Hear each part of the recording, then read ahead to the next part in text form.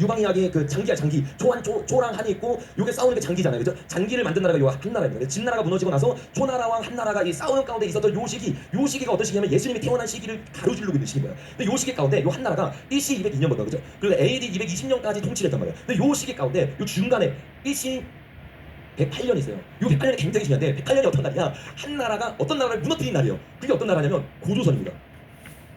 그러니까 이게 우리가 정말 의미심장하게 봐야 되는 대목이 뭐냐면 고조선이라는 나라는 그냥 뭐 신화 속의 이야기도 아니고 그냥 먼 나라 이야기도 아니고 이 예수님 시대뿐만 아니라 어디까지요? 우리가 계속 나왔던 다윗 왕부터 이 부왕조 이야기 있죠. 그 아브라함 이야기는 한참 이야기야. 그죠? 그 아브라함은 우리 가깝게 느껴지는데 당군하면 어떻게 느껴져요? 어머 이거 신화 이야기야. 이거 누가 믿어? 이거 옛날 이야기 이렇게 되잖아요. 그냥 우리가 세계사적으로 이걸 안 보면 당군이 욕단이라고 말하면 절대로 이해할 수가 없어. 왜냐면 야 당군은 언제적 이야기인데 지금 몇백만 년 전 이야기고 몇 억만 년 전 이야기 아니야. 이렇게 진화론적 사고를 하고 있으니까 완전히 잘못돼서 보고 있는 거야. 근데 여러분 우리가 요것만 봐도 이 고조선이라는 나라는 진짜 대단한 나라야. 왜 대단한 나라냐면 이 도대체 나라가 몇 번 바뀌었어. 그러면 북나라 이스라엘 여기도 지금 대제국도 나라가 몇 번을 바뀌었어. 근데 그 바뀔 동안 여기 2033년부터 BC 108년까지 한 번도 안 무너진 나라예요. 그 이게 여러분 어마어마한 나라이고 이 나라 가운데 굉장히 발달한 문명이 있고 또 우리가 아는 것처럼 여기 이 대표적인 족이 어떤 족이에요? 동이족이라고 했죠. 동이족이 뭘 만들었어요? 한자를 만들었단 말이에요. 한자를 만들었다는 기록을 할 수 있다는 거 없다는 거예요. 있어요. 기록을 할 수 있으면서 몇천 년 동안 한 번도 안 무너졌어요. 근데 이상하지 않아요? 우리나라의 고조선의 역사가 그렇게 많지가 않아요. 없어요. 기록이 안 돼서 공부를 못해. 그러니까 학교 시간에 고조선을 배우는데 고조선을 뭐 배우냐면 그냥 당군 할아버지 이야기, 그냥 사람 된 이야기, 이런 말도 안 되는 이야기를 배우기 시작하는 거예요. 그러니까 이게 여기서도 우리가 의문점을 가져야 돼요. 왜? 아니 분명히 한자를 만들고 글을 적으시는 나라이고 다른 나라들은 흑마선생 가운데 다 모여 그냥 머리가 없으니까 교육이 안 되고 양육이 안 되니까 힘든 사람이 나와서 다 나가 무너지고 서로 싸우고 치고받고 난리가 나는데 그동안 이 나라는 한 번도 안 무너졌단 말이에요. 그래서 우리가 이 고조선이라고 하는 이 나라는요 그냥 넘길 나라가 아니라 굉장히 연구를 많이 해야 되고 공부를 해야 여기 보겠냐 우리나라에 뿌리가 있어요. 이 뿌리를 우리가 지금 잠깐 조금 먼저 좀 나눠보면 자 우리가 나눴던 것처럼 이 고조선 한국이라는 나라의 첫 번째 나라죠. 그죠? 이게 우리가 그 진화론처럼 보이는 게 아니라 6,000년 역사 안에서 보면 한국이 첫 번째 나라가 같단 말이에요. 어떤 사람은 야, 욕단이 어떻게 노아 때 만들어지냐? 이거는 그냥 성경을 안 믿는 거예요. 왜? 노아 때 몇 명만 살아남았어요? 8명밖에 안 살아남았어요. 그냥 거기 안에서 세상으로 퍼진 것밖에 안 된다. 성경 있는 그대로 믿으면 이해가 되시죠? 그러니까 성경 있는 그대로 믿으면서 야 그 시대 어떻게 거기까지 가? 그러면 거기까지 안 갔으면 주님이 여러 인간 가운데 아담을 선택했다는 진화론적 유신진화론을 믿어야 되는 거예요. 말이 안 되잖아요. 그러니까 하나님이 천지를 창조하셨고 이 8명의 이 사람들 중에서 자손들이 어디까지 간 게 확실한 거예요? 동쪽 끝나라까지 간 게 성경에 나와 있고 그래야지만 이 성경적 역사관이 발휘되는 거 이해가 되시죠? 그럼 그 역사관 안에서 당연히 우리가 그 타임라인 안에서 2350년 몇 년 뒤에 233도 정확한 게 아니겠죠. 몇백 년 차이가 날 수 있겠죠. 어쨌든 그 시즌 안에 단군이라는 게 욕단이라는 건 우리가 굉장히 많이 봤어요. 왜? 욕단이라고 하는 이 단군이 넘어오면서 만든 애가 아리랑이라고 그랬죠. 아리랑이 원어로 보면 뭐예요? 하나님과 함께라는 뜻이었어요. 그래서 제사를 넘어 이게 정확하게 여기서 말하고 있는 내용이라고 했지. 그리고 백이민족 어떤 옷을 입고 제사를 드려요? 흰 옷을 입고 제사를 드리는데 이 단군이 처음 제가 오늘까지만 해도 당군이 그 만이산에 번제단 만든 줄 알았거든요. 근데 아니에요. 좀 이따 자세히 나누실 건데 어쨌든 이 당군이 어떻게 거기에 같이 있었죠. 거기 같이 있어서 우리가 만이산 이거 보면 네모나게 정확하게 돼 있고 거기 위에 여자들이 무슨 옷 입고 있어요? 흰 옷을 입고 춤추고 있잖아요. 그러니까 백이민족부터 시작해서 모든 것 그리고 고조선에 여러분 가장 중요한 곳이 어떤 곳이에요? 무궁화죠. 무궁화. 요 무궁화가 샤론의 꽃 예수님의 꽃이잖아요. 그러니까 요거를 가지고 고조선에 와서 당군이라는 이 욕단이 만든 나라 요 나라가 고조선이라는 제가 우리 교회에서 여러 번 나눴기 때문에 요 정도만 하고 넘어갈게요. 충분히 이해하셨을 거라고 생각하고 그래서 당군이 너무나 중요한 욕단이고 당군의 욕단의 마지막 아들이 누구였어요? 시작. 마지막 아들이 뭐였어? 가볼까요? 창세기 10장 한번 가볼까요? 창세기 10장에 가면 요밥이라고 했죠. 요밥이 발음이 어떤 발음이 똑같았어요? 욥이랑 똑같았죠. 그래서 욥을 뭐라고 부른다고요? 무슨 사람?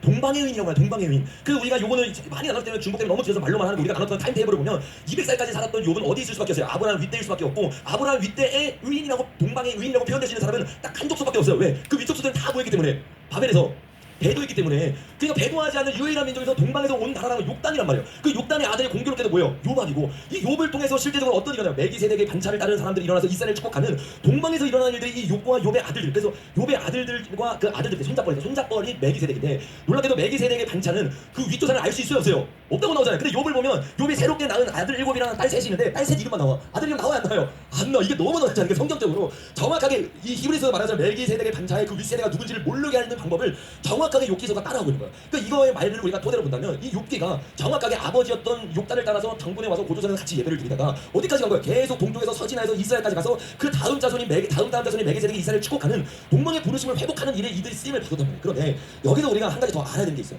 우리가 이렇게 고조선에 대해서 단면적으로는 알았잖아요. 지금 단면적으로 알았음에도 불구하고 왜 여전히 고조선에 대한 이야기가 많이 없냐? 고조선을 이 한나라가 무너뜨릴 때 동북공정을 하면서 여기 안에 있는 도서관부터 시작해서 모든 글들 다 불태웠단 말이에요. 왜냐면 이때부터 이미 공자부터 시작해서 모든 사람들이 뭐라고 말했냐, 나 어디서 살고 싶다 했어요.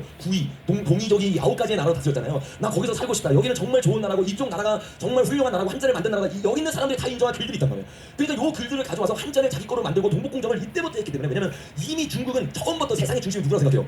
피 자체가 그렇다니까. 이 한 나라 자체가 시스템을 내 중심으로 모은 피를 갖고 있잖아요. 그러니까 이때부터 동북공정이 시작해서 고조선에 대한 얘기가 싹 빠져버립니다. 근데 요게 빠지면서 가장 치열하게, 지금은 이제 우리나라도 많이 올라오고 고고하게 발달해서 이런 부분들 역사적으로 많이 싸우고 있잖아요. 근데 싸우면서 옛날에는 우리 학자들이 고조선의 중요성을 모르니까 너네 가져, 동선 너네 가져, 한자 너네 가져, 별 신경을 안 쓰단 말이에요. 그래도 우리 부르심을 모르는 거예요. 뿌리가 이건데, 고조선이 뿌리인데 우리의 부르심을 다 잊어버린 거예요. 이해가 되시죠 무슨 말인지? 그 요런 상황 가운데 우리가 이 한나라에게 다 뺏겼는데, 요 사람들이 가장 중요하게 생각하는 게 이걸 같은 시대라는 거죠. 당군이 있었던데 여기 뭐가 있었다고 했어요? 사망, 오제, 8명의 의인들이 있었단 말이에요. 그 8명의 의인 중에서 이들이 가장 중요하게 생각하는 게 첫 번째, 이 첫 번째 사람이 PPT 한번 띄워주세요. PPT 띄워주시면, 제가 PPT 11페이지를 띄워주시면, 여기서부터 TV는 PPT를 띄워주시면 됩니다. 11페이지를 한번 보시면 우리가 태호복희라고 하는 사람이 있어요. 들어본 사람은 아마 들어보고 못 들어본 사람은 못 들어봤을 텐데, 요 사망 가운데 첫 번째 왕, 이게 태호복희. 그래서 이 태호복희를 향해서 중국 사람들은 우리의 선조다, 그러니까 우리는 정군을 따르면 이 사람들은 누굴 따르냐면 이 태호복희를 따르는 거예요. 근데 이 태호복희를 따르는데 문제가 있어요. 어떤 문제가 있냐면 중국의 모든 글 가운데 태호복희에 대한 얘기가 다 나옵니다. 왜냐면 요게 시조가 되어가지고 하상주, 춘추전국 시대부터 다 나오니까 요 하나, 이 사망에 대한 이야기가 나오면서 거기에 대표적으로 태호복희가 나오는데, 태호복희는 어떤 사람이라고 하냐면 동이족적 영수다. 그러니까 동이족을 만든 사람이 누구라고 하냐면 태호복희라고 하는 거예요. 이렇게 되면 중국 입장에서 이게 닫고 있는 거예요. 왜 닫고 있냐면 지금 중국을 원래 다스리던 자가 누구라는 거예요? 동이족이라는 거예요. 동이족. 왜? 이 태호복희를 통해 가지고 동이족이 나왔고, 동이족이 한자를 만들었고, 그 한자를 통해서 지금 다 어떻게 중국이 그걸 다 쓰고 있는데, 요거를 인정하면 고조선이 뭐가 되면 뿌리가 되기 시작하고 자기가 더 아래가 되기 시작하는 거예요. 그러니까 요거를 가지고 계속해서 끊임없이 이들이 동이족과 싸우는 이유가 여기에 있습니다. 그 동이족이라고 하는 이 가장 중요한 태호복희라고 하는 요 사람이 굉장히 중요한 사람인데, 왜 중요한 사람이냐? 태호복희는 아까도 말한 것처럼 원래 중국을 제대로 우리가 연구하고 나면 중국 쪽 함족속이 아니라 함족속을 오기 전에, 왜 함족속보다 먼저 북쪽으로 간 사람은 어떤 족속이에요? 동이족이란 말이에요. 왜 동이족만 끝까지 갔고 머물렀던 사람들은 누구예요? 바벨탑에 머물렀다 바벨탑에 싸우니까 시간 차이가 당연히 다요 안 나요? 날 수밖에 없는 거예요. 내가 먼저 동쪽으로 온 사람은 욕단이란 말이에요. 그 욕단 민족이 거기를 다 다스리고 있단 말이에요. 다스리고 있고 다른 사람들이 흩어져서 왔을 때 요 사람 밑에서 같이 있다가 그 다음 나라들이 이제 바뀌면서 이제 나오기 시작하니까 결국에는 처음부터 이 땅은 누구 땅에다가 된 거예요? 동이족 땅이었다가 돼버리는 거예요. 그렇게 되면 자기가 여태까지 했던 역사 공정이 다 무너지고 뿌리 자체가 다 바뀌어버리잖아요. 그래서 이 고조선이라고 하는 이 역사, 당군이라고 하는 이 역사가 그대로 어떻게 그냥 아예 없어져야 되는 역사인 거예요. 그러니까 대한민국에서 요거를 역사한다, 역사를 공부한다, 그럼 깨어날 수밖에 없고 우리의 부르심을 알 수밖에 없고 우리가 어디까지 나가는지 깨달을 수밖에 없으니까 요걸 막으려고 계속 동북공정을 통해서 이런 말도 안 되는 짓을 하고 있는 거예요. 자, 그러면 우리가 요 본문들을 보면 이 본문들을 보면 실제로 태호복희가 어떤 사람이라고 말하냐면 이 당군과 중국의 역사에 나와 있는 겁니다. 당군은 우리가 알고 고조선이죠. 고조선 바로 앞치기가 있어요. 그게 우리가 들어봤을 텐데 어떤 나라죠? 배달의 민족 들어봤죠. 우리 배달의 민족이라고 말하잖아요. 이 배달의 민족을 말하는 게 이 배달족, 배달의 나라, 그게 고조선 바로 앞에 있는 나라입니다. 그 배달 나라를 다스리고 있었던 게 이 태호복희고, 태호복희를 통해서 나온 게 당군이고, 당군이 고조선을 만들었다가 역사적 사실로 있어요. 이렇게 봤을 때 이게 굉장히 충격적이고, 왜 충격적이냐면 그러면 태호복희라는 사람이 지금 당군보다 한 세대 위라는 말이야. 그죠? 근데 한 세대 위인데 지금 동쪽으로 같이 왔다. 내가 이거 딱 보고 완전 딱 깨달았어. 왜 깨달았냐면 여태까지 우리가 뭘 생각 못했냐면 욕단과 또 베렉과 그 바벨에 있던 그 민족들만 생각했어요. 그런데 그때 동방의 의인이 욕단 말고 한 명 더 있었어요. 누구였을까요? 노아예요. 왜? 노아는요, 홍수가 나고 난 이후에 350년을 더 살았어요. 홍수가 언제 났어요, 여러분? 235년에 났어요. 노아는 언제 죽었냐면 2000년도에 죽었어요. 2000년도에 죽은 거면 무슨 말이냐? 지금 당군 신화의 고조선까지 같이 있었다는 거예요. 그 우리가 지금 이 말들을 다시 다 정리해 볼게요. 성경에 있는 타임라인 대로 보면 창세기 11장을 보면 홍수에서 살아남은 사람들이 다 모여있다, 그죠? 모여 있다가 계시를 받아서 어디로 가요? 동쪽으로 가요. 이 계시를 누가 받았어요? 수장이 누구예요? 노아가 안 죽었어요. 우리 당연히 노아 죽었다고 생각하죠. 왜냐면 한 세대, 두 세대 윗사람인데, 성경 보세요. 성경 보세요. 여기 보면 9장 28절 보면 홍수 노아 몇 살 때 났어요? 600살 때 났죠. 600살 때 노아가 나고 몇 년을 더 살았어요? 350년을 더 살아서 그 나이가 950세가 됐대. 근데 그동안 이걸 못 본 거야. 그러니까 계속 욕단만 같다고 생각했는데, 실제적으로 욕단과 같이 여기 모든 민족이 다 가다가 이 민족 가운데 대다수가 어떻게 신할 땅에 머물렀어요. 그 신할 땅에 머물렀을 때 노아도 같이 머물렀을까? 아니죠. 노아는 당대의 의인이었단 말이에요. 그 노아가 당연히 욕단과 같이 갔다는 거야. 그 이거는 왜 성경적 타임라인 가운데 이 2330년 전에 노아는 살아있으니까. 그러니까 우리가 이걸 보면 실제로 이 태호복희는 우리가 태호복희라고 하면 누구냐? 한 세대 위에 노아인 거예요. 그러니까 이 사람을 통해서 어떻게 해요? 한자가 만들어져. 그러니까 한자가 배선자 보세요, 여러분. 노아의 방지 얘기 나와야 안 나와요? 그 말 그대로 보면 한자에 다 그 얘기 나와야 안 나와요? 다 나와. 그거 욕단이 적은 줄 알았는데 그걸 누가 만든 거예요? 노아가 만든 거예요, 여러분. 성경의 타임라인적으로 그렇다니까 실제로. 그 왜냐면 노아가 그러면 바벨에 머물러 있으면 배도에 가서 천국 못 가지. 그렇잖아요. 근데 노아는 당대의 의인이고 믿음의 선지자라고 계속 말하고 있고, 동쪽으로 가는 계시를 노아가 받았고, 노아가 같이 끝까지 간 게 욕단인 거예요. 그러니까 이 타임라인 안에서 태호복희라는 사람이 너무 중요한 거예요. 근데 이거를 내가 너무 이번에 또 내가 이거를 하고 자료를 찾아보자. 이 키워드 안에서. 그 놀란 게 이거는 저만의 독창적인 해석이 아니라 이걸 이미 수많은 신학자들이 이야기했어요. 대표적인 신학자가 다음 장에 보면 제가 한번 읽어드릴게요. 다음 장에 한번 읽어보세요. PPT죠. 네. 그러니까 성경 창세기에 나오는 노아가 다름 아닌 우리 한민족 선조이신 테오복힐 가능성이 매우 크다고 주장하는 역사학자가 있다. 누구냐면 영국 오스퍼드 대학교 비교신학 교수이며 고대사 전문가인 필립 교수가 바로 그 주인공이다. 그냥 한국 사람도 아니고 뭐 이상한 사람도 아니고 옥스퍼드라는 엄청 뛰어난 대학교잖아요, 여러분. 거기 대학교에서 고고학을 전공하고 또 신학 교수인 사람이 비교를 하면서 정확하게 세계사를 발견하면서 연대기를 다 보는데 우리나라 사람도 아니고 외국인 사람이 뭐라고 하냐면 테오복키가 뭐죠? 테오복키가 노아의 가능성이 매우 높다고 실제로 이야기하는 거야. 그래서 이걸 다 비교하면서 32세 때 어느 날 그는 도서관에서 중국 고전 영역복인 산해경, 아까 산해경이 이 우리가 말했던 복희가 저기 동이족이다라고 말하는 대표적인 책이 산해경입니다. 이 책을 봤는데 다음 장에 넘겨보니까 이 책에 복희에 대한 어떤 일화가 있느냐? 그 책에는 놀랍게도 성경 창세기에 나오는 노아 홍수 스토리와 매우 비슷한 내용이 있었기 때문이다. 대홍수가 일어나고 복희는 그 홍수에서 살아남았으며 홍수가 끝난 뒤 복희는 골륜산에 올라가 제단을 쌓고 하늘에 제사를 쌓았다는 내용이 있다. 이 내용은 성경 창세기에 나오는 노아의 왕조와 같이 아니한가? 그러니까 실제적으로 이 복희라는 사람이 홍수에서 살아남아서 그 다음 인류를 만들었다는 내용이 신해경이라는 거 있는 거 이 옥스퍼드 작자가 비교하면서 연대기별로 보면서 그 책을 읽어봤더니 실제로 그 이야기가 있는 거예요. 그러니까 한국 사람이 그냥 뭐 국뽕에 취해가지고 야 노아가 우리나라까지 왔다가 지금 이 말하고 있는 게 아니라